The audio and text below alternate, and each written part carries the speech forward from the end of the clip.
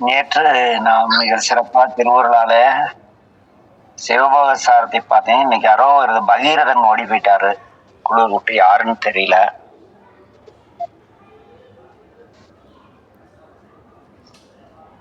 சரி, வருவதும் போவதும் இயற்கை, அதுவே உண்மை வாழ்க்கை எப்படிம்பாங்க. அதனால இங்கே பெருமானுடைய பேரொரு கருணையினால நம்முடைய குருஞான சம்பந்த பெருமானுடைய சிவபோக சாரம் அதை கொஞ்சம் கொஞ்சமா, சாரம் என்றால் தெளிவு, ஜூஸ் அப்படியெல்லாம் கூட பொருள் எடுக்கலாம்.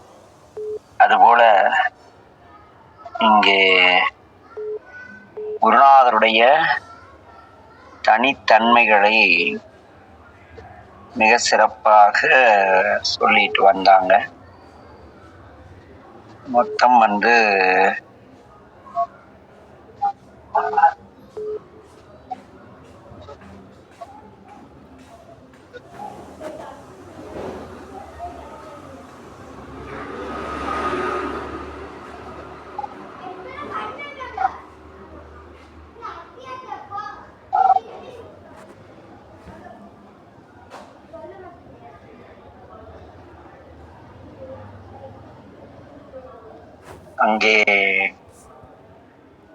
நேற்று பெருமான் சொன்னாரு, கண்டேன் திருவடி ஞானப்பிரகாசருடைய திருவடிகளை பொற்பாதங்களை தரிசித்த உடனேயே பாசம் கழிந்தேன், அமுதம் உகந்துண்டேன், சுகானந்தத்துக்கு உள்ளிருந்தேன் அப்படின்னாரு. சரி, அவர் எங்கிருந்து உனக்கு உணர்த்தினார்? நீ பார்த்த பாதத்தை பார்த்த அப்படின்னா முகத்தை பார்க்கல, அவர் பேசல. அப்படி இருக்குள்ள உனக்கு எப்படி அதெல்லாம் கழிந்தது, முகந்தாய், எப்படி அந்த சுகானந்தத்தில் உள்ளிருந்தாய், எப்படி நிகழ்ந்தது என்றால், உள்ளிருந்தே என்றும் உணர்த்துகினும். பெருமான் உள்ளிருந்து ஒவ்வொரு நாளும் நம் செயல்களை இன்று இதை செய், இதை செய்யாதே என்று நியமித்து உடனிருந்து செய்விக்கிறார். அது நல்லது கெட்டதலை நமக்கு உணர்த்துகிறார். உள்ளிருந்தே என்றும் உணர்ந்துகினும், உள்ள இருந்து நமக்கு அந்த வரது நாம் உணர்ந்தாலும் கூட கண்டிலர் என்று உள்ளும் புறமும் ஆவோம் என்று மெல்ல நரருருவாய் ஆரூரில் வந்தான் நம்மை ஆண்டருள் ஞான பிரகாசம். உள்ளிருந்து உணர்த்தும் பொழுதோ இந்த ஆன்மா உணராது ஒழிந்த பொழுது, சரி, உள்ளிருந்து உனக்குள்ள உணர்த்தி இவன் திருந்த மாட்டான். எனவே நாம் இவனை போல உருவம் தாங்கி இங்கே இவனுக்கு அருள் புரிய வேண்டும் என்று மனித வடிவம் தாங்கி வந்தார். நம்மை ஆண்டு அருள் செய்கின்ற ஞானப்பிரகாசர் என்பது இதனுடைய பொருள். ஏனெனில் நமக்குள் நாம் செய்கின்ற எல்லா செயல்களும் சரி, தவறு அல்லது செய்ய வேண்டாம் என்று உணர்த்தப்படுகிறது. நாம் அதற்கேற்பத்தான் பெரும்பாலும் ஆள்கிறோம். சில டைம் இல்ல இன்னைக்கு நான் இதை செய்ய மாட்டேன் முடிவு செஞ்சாலும் அதை காலம் செய்விக்கிறது, இதை செய்வேன் என்றாலும் தள்ளி போடுகிறது. ஆனாலும் கூட இது சிவன் செயல் என்று உணராமல் இது என் செயல், எனக்கு வினைப்பற்றுகிறது என்று புலம்பு ஆன்மா தெரியும் பொழுது இதற்கு உள்ளிருந்து உணர்த்தினால் இது என்னாகாது, தேராது, கண்டுக்காது. அதனால நாம் என்ன செய்வோம்? மானிடனாய் பூமிக்கு இவனை போன்ற உருவத்தில் நாம் அருள் செய்வோம் என்று தீர்மானித்து திருவாரூரில் இருந்து நம்மை ஆண்டு கொண்ட அந்த ஞானப்பிரகாசர் பிறந்து தோன்றினார் என்பது வருகிறது.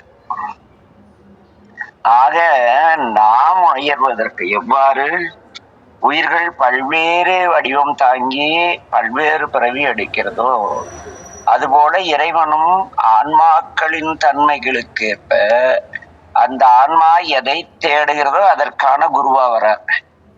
திருடனுக்கு திருட கற்று தருபவரும் குருதான். அவனுக்கு அவர் குருன்னு தான் பெருசு. என்ன குரு நம்மகிட்டே வா அப்படிங்கிறான். ஆக அவனும் சிவம் தான், அந்த திருட்ட கத்து கொடுக்கறவனும் சிவம் தான். அதே சமயத்துல ஒழுக்கமா வாழ நினைக்கிற மனிதனுக்கு ஒழுக்கத்தை கற்று தருவதற்கு ஒரு குரு, இறைவனை தாயாக நினைக்கிறதுக்கு ஒரு குரு. என்ன அந்தந்த பேர்ல ஒரு பங்கரடிகளார் அப்படிங்கிற ஆண் உருவில் இருந்தாலும் எல்லாராலும் அந்த தாய்மை உணர்வோடு எல்லாரும் அவர் அம்மா அப்படி கூப்பிடுறாங்க. ஏன்னா அம்மாவை நிறைய பேருக்கு பிடிக்கும். அப்ப சில இடங்களில் பார்த்தா சிறு பிள்ளைகள் குருவாக இருப்பார்கள்.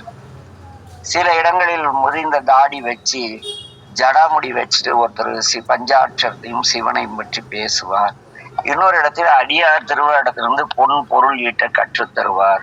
இன்னொரு இடத்துல இருக்கிற சொத்தை எல்லாம் வாங்கி கொண்டு ஆனந்தமாக நீ சாப்பிடு, இறைவனை சிந்தி ஆட்டம் ஆடிட்டு பாட்டு பாடிட்டு அப்படிம்பார். இன்னொருத்தனுக்கு மூச்சு பயிற்சி தருவார். அவன் யோகத்தால் இறைவனை அடைய முடியும். அந்த பக்குவம் இருக்கிற ஆன்மாக்களுக்கு யோகத்தால் அடைய முடியாதுன்னு அந்த யோகத்தை எல்லாம் கற்றுக் கொடுத்த குருவே ஹார்ட் அட்டாக்ல செத்து போவார். இப்படி ஆன்மாவின் தன்மைக்கேற்ப அவரவர் மனத்திற்கேற்ப அங்கு அப்ப உள்ளிருந்து உணர்த்தால் உணரவில்லைன்னு வெளியே வருவோம்னா யாரு?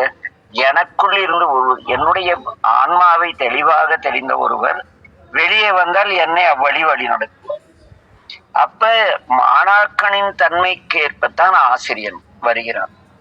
ஆக வருகின்ற ஆசிரியன் இறைவன் என்பதை தெளிவாக உணர்ந்தால் அந்த இறைவன் நமக்கு கற்றுத்தரும் வித்தையை பொறுத்து நமக்கு பிறவியும் பிறவி நாசமும் உண்டாகும். என்ன வந்த அந்த ஞானப்பிரகாசர் என்ன செய்தார் என்றால், இறைவன் என்னுடைய மனதிலே ஒளிவடிவான இறைவன் சித்தாந்தத்துல வரும் இருபதுல ஒளிவடிவான அறிவு வடிவான இறைவன் எனக்குள் இருக்கும் பொழுது அறியாமையாகிய இருள் என்னை எவ்வாறு பற்றியது என்ற ஒரு கேள்வி. அதுக்கு மிக சிறப்பாக உரை எழுதியிருப்பார்கள். ஆனால் இந்த கேள்வியை அடியன் சித்தாந்த வகுப்பு போற வகுப்பு எல்லா மாணவர்களையும் சொல்லி திருநானா தியாகராஜன் இருக்கிற சித்தாந்த ஆசிரியர் எல்லாரிடமும் கேள்வி கேட்க சொன்ன பொழுது அவர்களெல்லாம் சொன்ன ஒரே பதில், வகுப்பிலே நாங்கள் நடத்துவதை மட்டும் தேவையில்லாமல் குழப்பாதே. இங்கு உண்மை விளக்கம் நடக்கிறது, சிவோபசாரம் நடக்கிறது. அந்த 20 அது எதுலன்னா அவர் தெரியலையா. இது ஏதோ சித்தாந்தம் தான் இருக்கா, ஆனா எந்த நூல்னு தெரியல அப்படின்ட்டு நீ இப்படி வகுப்புக்கு புறம்பான கேள்வியே கிடையாது. வகுப்பு சார்ந்த கேள்வி. ஒளிவடிவான இறைவன் அறிவு வடிவான இறைவன் எனக்குள் இருக்கும் பொழுது அறியாமை எவ்வாறு என்னை பற்றியது என்று மாணவன் கேட்ட கேள்விக்கு சரியான விடை 20 அந்த கேள்வி இருக்கு, விடையும் இருக்கு. அதை கூட படிக்காத ஆசிரியன் அந்த சித்தாந்தம் படிச்சுட்டு, சிலருக்கெல்லாம் சித்தாந்தம் படிக்கிறதே ஏதோ பணம் வரும் போல இருக்கு. ஆசிரியர்களுக்கு சித்தாந்தம் படிச்சா ஏதோ இன்கிரிமெண்ட் கிடைக்குமா, அதுக்கு அப்புறம் நம்ம ஆட்கள் ஐயா பெரிய சித்தாந்த செம்மல் அப்படின்னு ஒரு டைட்டில் மடத்துல வாங்கி வீட்டுல மாட்டிக்கிறதுக்கு, இதுக்கு போறவங்களுக்கு குரு எங்க இந்த கேள்விக்கு விடை சொல்ல போறார். ஆக ஆன்மா எதை நினைக்கிறதோ அதை கொடுப்பதற்கு அந்த ஆன்மாவின் எண்ணங்களுக்கேற்ப இறைவன் குருவா வராது. இது குருவின் குற்றம் அல்ல, இறைவன் குற்றமும் அல்ல. நீ எதை தேடுகிறாயோ அதை தந்தால்தான் நீ என்னை ஏற்றுக்கொள்ள. அப்ப உனக்கு தேவையானதை கொடுக்கணும். இப்படி இங்க இருக்கும் பாக்குறாரு இந்து மதத்துல ஒண்ணு இது கோயிலுக்கு வர மாட்டேங்குது, ஒன்னும் வர மாட்டேங்குது.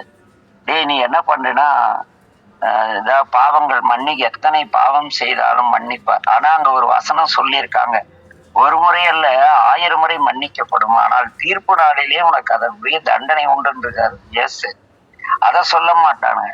அங்க போயிட்டு பொறுப்பா கோயில் போவான். ஆக கோயிலுக்கே போகாமல் இந்து சமயத்துக்கு ஆட்களை ஆலயத்திற்கு அழைத்து செல்வதற்காக சாமி மதமாற்றம் பண்றாரு. எவ்வளவு வேடிக்கையான விஷயம் இல்லையா? இருங்க வரேன், ஒரே நிமிஷம் லைன்லயே இருங்க.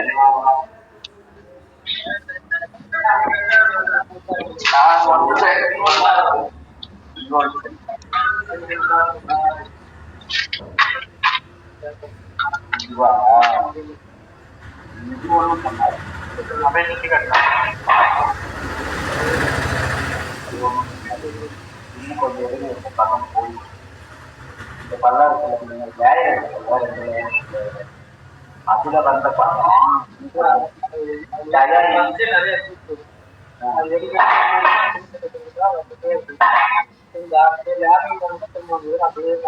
எங்க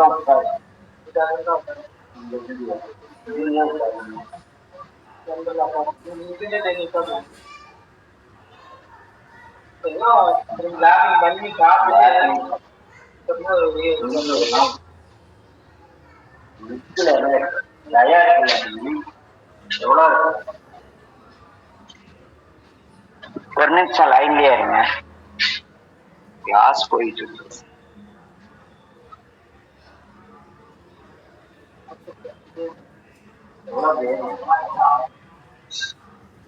ரொம்ப குறைஞ்சிருக்காங்க புரியல.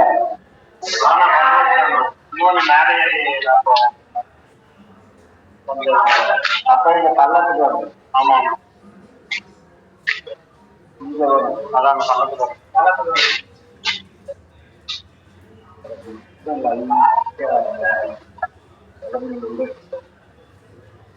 இல்ல லேப் பண்ணி போட்டுப்பாங்க. என்ன ஆகுது தெரிஞ்சுக்கிட்டு அதுக்கு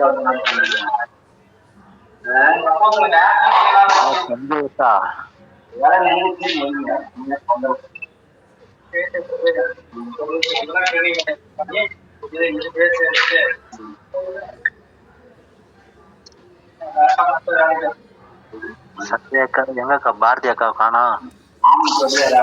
இதுவரைக்கும் 6,000 எத்தனை 10 ஆடு எவ்வளோ 1000 ரூபா, அவங்க 3000, எனக்கு ஏற்ற 8500. அப்புறம் கரண்டு 3000.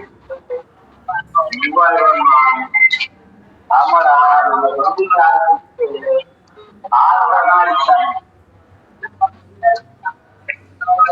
ஆக இன்னைக்கு இறையர்ல அதிசயமா கொஞ்சம் எங்க பசங்க எல்லாம் வேலை செஞ்சிட்டு இருக்காங்க. ஆக இங்கே உள்ளிருந்தே என்றும் உணர்ந்து உகினும், உள்ளிருந்து இதை செய்தான்னு சொன்னாலும் கூட கண்டிலர் என்று யாரும் கண்டுகொள்ளவில்லை என்று உள்ளும் புறம்பும் ஆவோம் என்று வெளியில் நம்ம வார்த்தைகளால் அறிவுரை சொல்லி புறத்திலே உடம்பிலிருந்து சொல்வோம் என்று தீர்மானித்த இறைவன் அந்த குருவானவர் மெல்ல நரருருவாய் மெதுவா யோசித்து பொறுமையா மனித உடவிலே ஆரூரில் வந்தான், நம்மை ஆண்டு அருள் புரிகின்ற ஞான பிரகாசம். சரி, இந்த ஞான பிரகாசம் என்ன அருளினான்? இருள் உதய நீங்கும் இரவி போல. எப்படி இருள் உதய காலத்திலே சூரியன் வரும் பொழுது அகழ்கிறதோ அதுபோல என்னுள் அருள் உதயம் நன்றாய் அருளி எல்லாவிடத்தும் அன்பு எந்த பிரதிபலனையும் எதிர்பார்க்காமல் செய்யக்கூடிய உதவிக்கு அருள்னு. அருள் உலகத்துல 2 பேர் தான் செய்வாங்க நம்ம சாதாரண ஆன்மாக்களில். ஒன்று அப்பா அம்மா. அவங்க பிள்ளைகள் கிட்ட எதையுமே எதிர்பார்க்க மாட்டாங்க, பிள்ளை நல்லா இருக்கணும். அது போல நல்ல ஆசான் என்ன செய்யறாரு? அருள் உதயம் நன்றா, அவருடைய அருளாகிய அந்த ஒளியை எனக்கு நன்றாக அருளி மருள் உதயம் மாற்றியவன், என்னுடைய மருள் நீங்கி மனத்திலே ஒளியேற்றியவன் ஆரூரன் மாமரையும் ஆகமும் சாட்சிய ஞான பிரகாசன். ஆக இங்க ஆகமத்தையும் மாமறைகள்ங்கிறாரு. இங்க இவங்க இந்த மாமறை என்பது அது வந்ததுன்னா இங்க நிறைய பிரச்சனை. அதனால இவங்க என்ன பண்ணிட்டாங்கன்னா மறைனா வடமொழின்னு போட்டு கதையை மாத்திட்டாங்க. திருமந்திரம் ஆகமம், அதுபோல மறைங்கிறது தமிழி அப்படிங்கிற மொழி நம்ம ஏற்கனவே பேசியிருக்கோம். மாமறை என்பது அறநூல், வாழ்வியலை கற்றுத்தரக்கூடிய அறநூல் ஏற்கனவே நிறைய சிந்திச்சிருக்கோம். ஆக மாமறையும் அந்த மறை கூறிய வண்ணம் எவ்வாறு வாழ வேண்டும் என்பதை சொல்வது ஆகமம். ஆக மாமறைகள் கூறிய அருள் உதயமாகின்ற சிறந்த கருத்துக்களை கூறி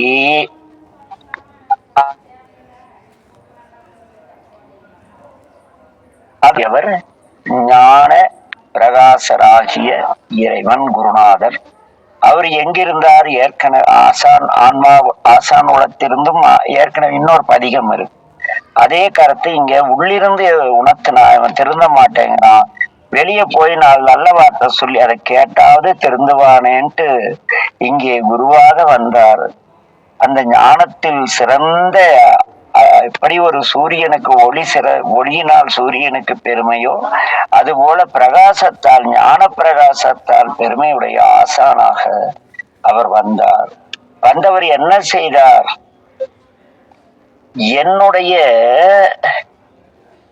மனதில் இருக்கின்ற அறியாமையாகிய நிலையை மாற்றி அருள்வழியிலே நான் வாழ பயிற்றுவித்தார். அருள்வழி என்பது நீங்கள் பிறருக்கு செய்யக்கூடிய எந்த உதவியிலும் உங்களுக்கு எந்த ஆதாயமும் இருக்கக்கூடாது, அதுக்கு அருள்னு பேரு. என்ன, நான் 10 பேருக்கு போஸ்ட் வச்சுட்டு சோறு போட்டா எனக்கு எதிர்பார்ப்பு இருக்கு. நான் ஒரு அறக்கட்டளை நடத்தினால் எனக்கு எதிர்பார்ப்பு இருக்கிறது. நான் ஒரு மடம் நடத்தினால் எதிர்பார்ப்பு இருக்கிறது. அங்கே எல்லா இடத்திலையும் பணம் பெறப்படும். ஆனால் ஞான வழி நின்று எங்கள் ஆடூர் ஐயாவோ மற்றவர்கள் ஐயாலாம் அந்த மாமரையும் ஆகமமும் மிக தேர்ந்து அவர் ஆசானால் சைவ சித்தாந்த ஞான சரபம் அப்படின்னு சைவ சித்தாந்தத்தில் இருக்கிற தெளிவான ஞானத்தை மட்டும் உண்பவர்னு பட்டம் பெற்றவர். என்ன, ஆனா யாருக்கிட்டையும் ஏதோ ஒரு ஊதுபத்தி கொண்டு போய் கொடுத்தா கூட இது திருத்தொண்டீஸ்வரர் கோயில்ல கொண்டு போய் ஏத்தரா கண்ணு, வரும் சேவார்த்திகளும் மகிழ்வார்கள், இறைவன் அதை பார்த்து உன்னை பார்த்து மகிழ்வான் அப்படின்னா. அப்படி அருளை மட்டுமே என்ன செய்யறாரு? இருள் உதய நீங்கும் ரவியை போல் சூரியன் எவ்வாறு உதய நேரத்தில் இடும் பொழுது இருளை நீக்குகிறதோ அதுபோல என்னுள் அருள் உதயம் நன்றாய் அருளி. அன்பு உதயம் கிடையாது. அது அன்புன்னா மாமனார் மாமியார் மாப்பிள்ளை கிட்டையும் பொண்ணு கிட்டையும் பையனை நல்லா வச்சணும் அந்த காட்டுற அன்புக்கு அந்த செயலுக்கு அன்புன்னு பேரு. அது அருள் கிடையாது. தாய் தந்தையர் பிள்ளையிடம் காட்டக்கூடிய அன்பு அருள், அது அன்பு கிடையாது. ஆசான் மாணாக்கரிடத்து அருள் வழியில் இருந்து அருள் வழி காட்ட வேண்டும். அதை இங்கே அருள் உதயம் எல்லா உயிரிடத்தும் எந்த எதிர்பார்ப்பும் இன்றி 4 மறைகளும் கூறிய வழியிலே ஆகம வழியிலே மெய்ப்பொருள் சார்ந்து வாழக்கூடியதை எனக்கு கூறியவர் ஞான பிரகாசன் என்று நம்முடைய குருஞான சம்பந்த பெருமான் தெளிவாக அருள்கிறார். ஆக நேற்று ஆசானின் தன்மையை கூறிய இறைவன் இன்றைய பொழுதில என்ன செஞ்சிருக்காருன்னா, ஆசான் நமக்கு எதை உணர்த்துவார் அப்படிங்கிறத தெளிவா கொடுத்திருக்காரு. ஆக ஆசான் நமக்கு பெயருக்கும் புகழுக்கும் திருமுறை எடுப்பதோ, பெயருக்கும் புகழுக்கும் சித்தாந்தம் பயிற்றுவிப்பதோ, பணத்துக்கு அதையெல்லாம் அருள மாட்டார். எல்லா உயிரிடத்தும் 4 மறைகளில் கூறப்பட்ட அறவழியிலே நாம் எவ்வாறு வாழ வேண்டும் என்ற ஆகமங்களை கூறி என் உள்ளும் புறமும் அருளை உருவாக்கக்கூடிய ஒரு அன்பை அல்ல. எல்லா உயிரிடத்து அன்பு வேண்டும், தெய்வம் உண்மை என்று தான் அறிதல் வேண்டும். நாம் பாரதி உயிர்களிடத்து எல்லா உயிர், அங்க மனித உயிர் கிடையாது, எல்லா உயிரிடத்தும் சைவத்தில் கடமைகளில் அந்த 5ம் வரும். அதுல குறிப்பா எல்லா உயிரிடத்தும் அன்பு காட்டுதல், பூத வேள்வி அப்படி வரும்.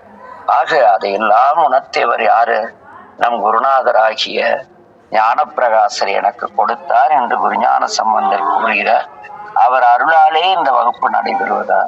நாமெல்லாம் அவர் வழியிலே குறைந்தபட்சம் நம் வீட்டில் இருக்கிற இடத்தாவது எந்த பிரதிபலனையும் எதிர்பாராமல் அருள் வழி வாழ எல்லாம் அல்ல என் தந்தை மேட்டூர் மீனாய் சொக்கனா பெருமான் திருவடியை சிந்தித்து இறைவனுடைய திருவருளால் அடியேனுக்கும் அந்த பண்பை அருள வேண்டி நிறைவு செய்கின்றோம். என்ன, ஆண்டான் எம்கோன் அருள் வழி இருப்ப அப்படின்னார். யாரு? மாணிக்க வாசகர். உணர்வோம் வாழ்வோம். நமச்சிவாய வாழ்க. எல்லா உயிர்களும் இன்புற்று வாழ்க. திருச்சிட்டு கைலாஸ் ஐயா நமச்சிவாய வாழ்கங்கய்யா. சத்யா குரு எதை அருள்வாரு? அருள் அருள் தான் இல்லையாங்கய்யா. அருளை கொடுத்தால்தான் குரு.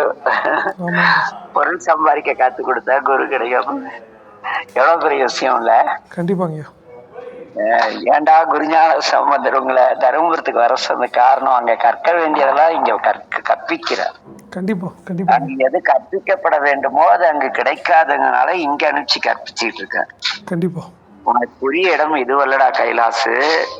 நீ தேடுகின்ற அந்த இறைவனை அடைவதற்கான வழியெல்லாம் நான் ஏற்கனவே சிவபோகசாரத்திலே பயிற்சி எழுதி இருக்கிறேன். நீ பல்வேறு படிநிலைகளில் பக்தி அது இது எல்லாம் கற்று திருமுறைகள் என்ன சொல்கின்றன என்பதை ஓரளவு தெரிந்து கொண்டு அதற்கு பிறகு சிவபோகசாரத்திற்குள் போ, தெளிவடைவான்னு இவ்வளோ பெரிய சப்ஜெக்டை கொடுத்து உங்களை இங்க முடிக்கிட்டு பெங்களூருக்கு அனுப்பி இந்த குழுவில் இருக்கிற 9 பேத்துக்குன்னு அதை நினைக்கிறேங்க. இல்ல கண்ணே, அப்படி இல்ல. ஆதி காரணம் தான் உண்மை காரணமா இருக்கும் எங்கேயுமே. அது நீங்க மறுத்தாலும் உண்மை அதுதான். உங்களுடைய அந்த தேடுதல் இல்லைன்னா இது நிகழ்ந்து இருக்காது. உங்களை கருவியா வச்சு சாமி கொடுக்கிறாரு, அவ்வளவுதான். நிச்சயமாங்க நிச்சயமா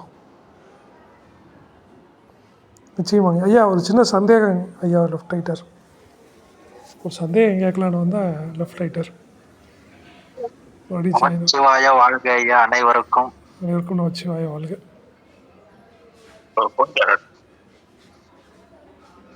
சொல்லுங்க ஐயா, பரவாயில்ல.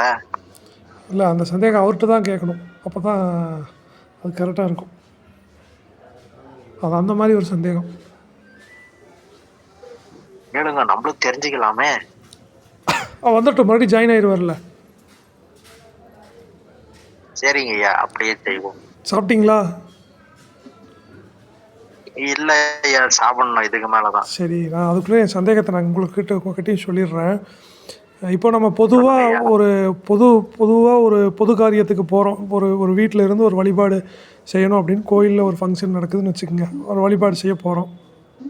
அப்போது நம்ம நிறைய பேர்த்த டிபெண்ட் ஆகிருக்கோம், நிறைய பேர்த்த சார்ந்திருக்கோம். அவங்க கூட இருக்கும்போதும் அந்த வழிபாடும் எப்படி இருக்குது அப்படின்னா புகழுக்காகவும் பொன்னை சார்ந்ததும் இருக்குது. ஒரு குடும்ப கௌரவம் சார்ந்த ஒரு வழிபாடாக இருக்குது. அப்போது அப்படி இருக்கும்போது அந்த வழிபாட்டில் நம்ம மனசு ஏற்றுக்க மாட்டேங்குது, போய் கலந்துக்கணும் அப்படிங்கிற ஒரு அவங்க கூட இருக்கிறதுக்கு கொஞ்சம் மனசு நாட்டம் வர மாட்டேங்குது. அப்போது அது கண்டினியூ பண்ணணுமா இல்லை அங்கேருந்து ஒதுங்கிக்கணுமான்னு சந்தேகம் வந்தது. இப்போது நம்ம வீட்டிலேருந்து நடராஜர் அபிஷேகம் பண்ணிகிட்ருக்காங்க. அது நம்ம கூட எல்லோரும் அண்ணன் அத்தை பையன் அவங்கெல்லாம் பண்ணுறாங்க. ஆனால் நிறைய விஷயம் நெருடலாக இருக்குது. நமக்கு ஒரு ஒரு புகழ் டக்கு டக்குன்னு நம்ம தான் பண்ணுறோங்கிற ஒரு சின்ன முனைப்பு வருது ஐயாட்ட தான். அப்போ அது ஏங்கய்யா ஐயா சொக்கரையா வந்துட்டார். சரி, நம்ம தனிப்பட்ட முறையில் அவர்கிட்ட கேட்டுக்கலாம், அவர் கண்டினியூ பண்ணட்டும். ஐயா கிட்டே கேளுங்க, பரவாயில்ல, வந்துட்டாரு ஐயா. ஐயா நமச்சிவாய வாழ்க ஐயா. ஐயா மியூட்டில் இருக்கீங்கய்யா.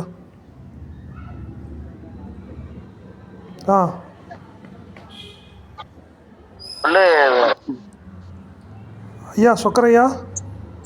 சொல்லுங்க ஐயா. ஒரு சந்தேகம் ஐயா, பொதுவாக ஒரு சந்தேகம். சொல்லுங்க ஐயா. இப்போது நம்ம இப்போது உதாரணத்துக்கு இப்போ நடராஜர் அபிஷேகம் மாதிரி நம்ம கூட்டு வழிபாடு செய்கிறோம்லங்கய்யா. அப்போ அந்த மாதிரி பொதுவான இடத்துக்கு போகையில் நம்ம சுற்றங்கள் நம்ம ஒரு அத்தை பையன் மாமன் பையன் அப்போ இவங்கெல்லாம் நிறைய பேர் சார்ந்து நம்ம பண்ணுவோம்லங்கய்யா. அப்போது நிறையா விஷயம் நமக்கு ஒரு நெருடலாக நிறைய விஷயம் ஏற்படுத்துங்கய்யா. அதாவது புகழ், குடும்ப பெருமை இதெல்லாம் அவங்க முன்னிலைப்படுத்தும் போது நமக்கு அப்படியே கூசுது. அந்த இடத்துக்கு போகிறதுக்கு ஒரு மாதிரி நெருடலாக இருக்குது. அப்போ அதை நம்ம தொடர்ந்து கண்டினியூ பண்ணணுமா இல்லை அங்கேருந்து ஒதுங்கி நம்ம வேலையை நம்ம பார்க்கணுமாங்கய்யா? என்ன புகழ்ச்சி என்ன இகழ்ச்சி எது வந்தாலும் நான் சிவன் அருள்கிறார், நான் அடியன் மூலம் சிவன் செய்து கொள்ளாருன்னா அந்த புகழ்ச்சி எல்லாம் பற்ற எல்லாம் சாமிக்கு. ஆனா விடக்கூடாது.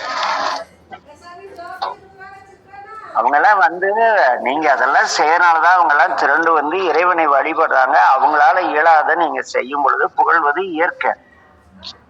அந்த புகழ்ச்சி அனைத்தும் சிவார்ப்பணம்ட்டு நீங்க பாட்டுக்கு கடமையை செய்ய வேண்டியது. சரிங்க. இதே ஒரு தூற்றுதல் வந்தாலும் அப்படித்தானாங்கய்யா? எல்லாம் அதேதான். 1x1. இறைவன் 4 பேரை போட்ட வச்சு கைலாஸ் புகழ்க்கெல்லாம் மாற்றானான்னு எக்ஸாம் கூட வைக்கலாம்ல. நிச்சயமாங்கய்யா.